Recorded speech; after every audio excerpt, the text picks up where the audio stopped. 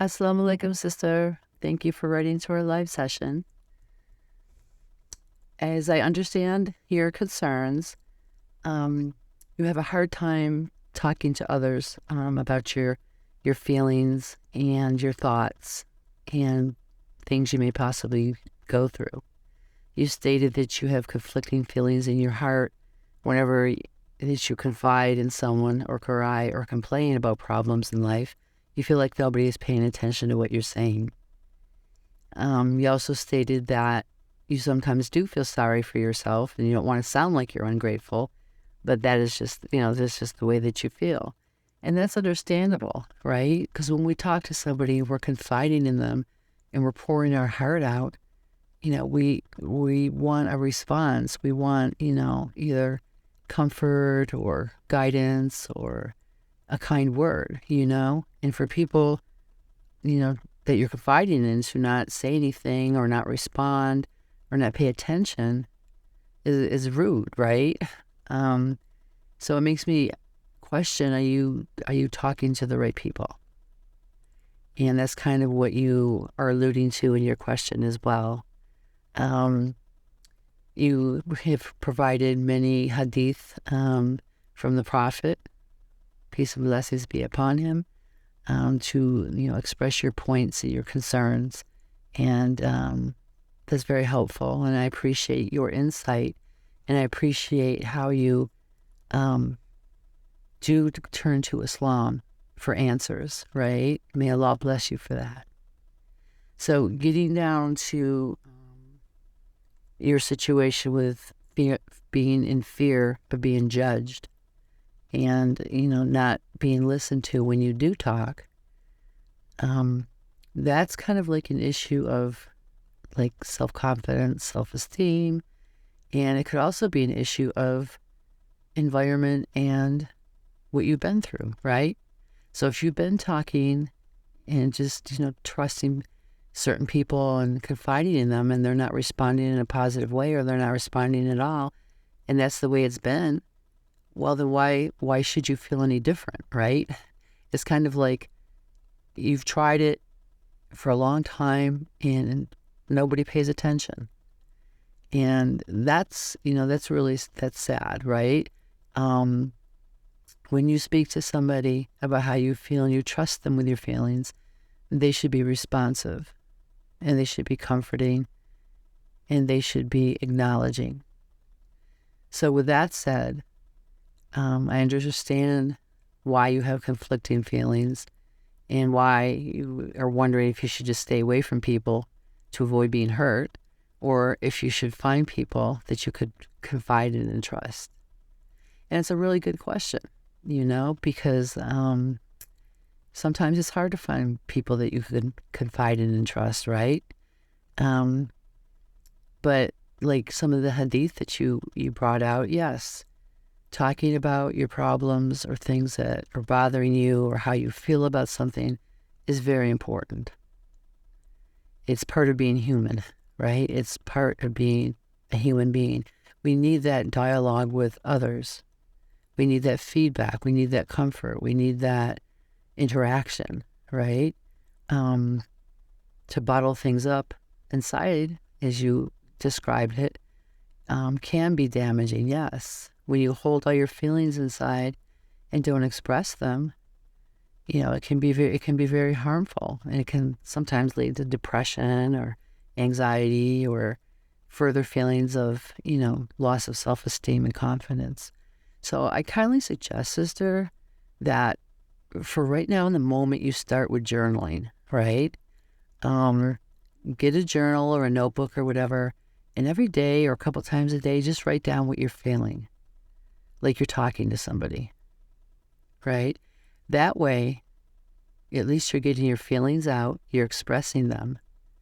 And also you could look back on how you were feeling at a particular day or a particular time of the day, right? And you could also see progress in how your feelings are changing. Are they changing for the positive? Are they changing for the negative? Have you, journaled and written a response of how you're going to deal with something that you're feeling, such as sadness? What are you going to do? Are you going to do self-care? Are you going to go to the gym? Are you going to go for a walk? Are you going to pray? Are you going to read Quran? So there's a lot of ways to get feelings out. But once we get them out, it's like, what are we going to do with them, right? So in this case, initially, when you start journaling, inshallah, when you're writing your journal, and if you see that you wrote down, oh, I felt sad today, or I had a problem at work, and it's really bothering me, you might want to write down a couple things you can do to resolve it, right? And not only is this like self-comforting and self-affirmation, but it's also taking steps to resolving some issues that, you may otherwise not be able to resolve, right? Because there's something about writing that frees up a person, right? If it kind of like frees you up. And you don't have to like sit there and say, oh, well, what should I write? Or just write free form. Whatever comes to your mind, write it down. So that would be like the initial suggestion, inshallah. But the ultimate suggestion is, yes, find people that you can confide in and trust, who will listen to you, who will respect you, who will care for you, and who will be there to hear what you have to say. Because what you have to say, sister, is important. It truly is. And it's no fault of your own that those that you've chosen in the past to confide in and talk to have been ignorant in their responses. That's not your fault. Because what you have to say is valuable. Your feelings are valuable. You are valuable. So I kindly suggest that start journaling. Number one, to start processing your feelings and get them out. Engage in some sort of physical activity, okay? Like maybe going to the gym, going on bike rides, walking, jogging, whatever you like to do. That also helps move emotions and feelings out, right? And it helps us to feel better.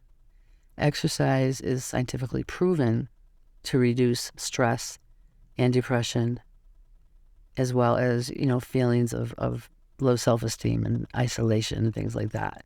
It's kind of like it releases endorphins that make us feel good, right? So I kindly suggest that.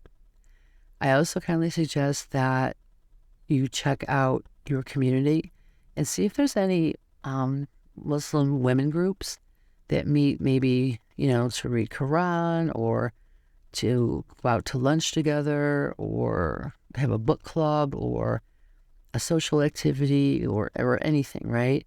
And maybe join a few Islamic women clubs and see if you can meet some nice friends there. Also at the masjid, of course, right?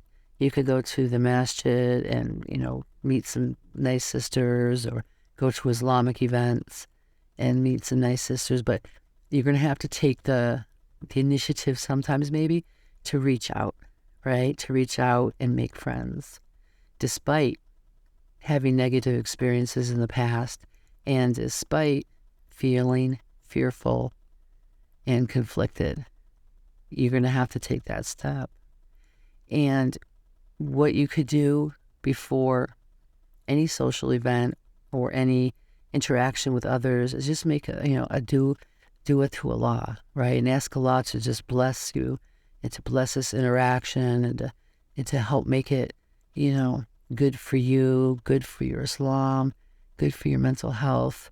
And ask Allah to guide you to sisters who are loving and truly following Islam and who are embracing of sisters and welcoming, right? Once that, is started, you take that first step in trying to, meet nice people, nice sisters, trust and confidence grows, right?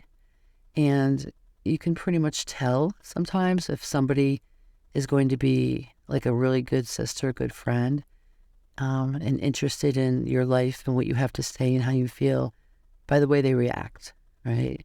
You can even watch sisters interacting with other sisters and see how they are, right? Sometimes people are so self-absorbed, they're only into themselves. And they don't wait, until the person's even finished speaking when they start talking, and it's usually about themselves, right?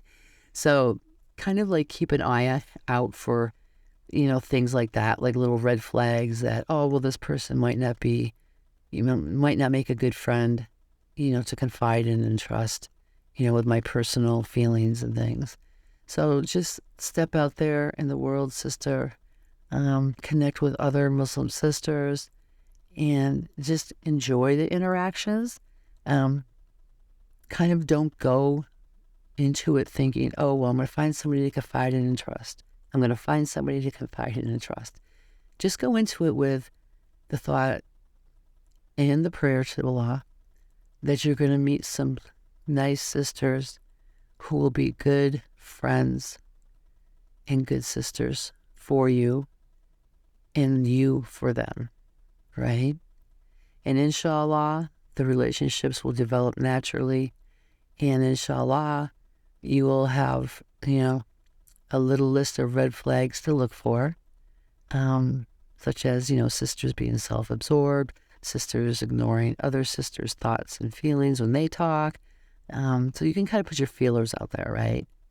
But yes, connecting with others and talking about how you feel and confiding in a few people in this life is a blessing, right? Allah has given us, our sisters and family that we're close to, inshallah, that we can do this with.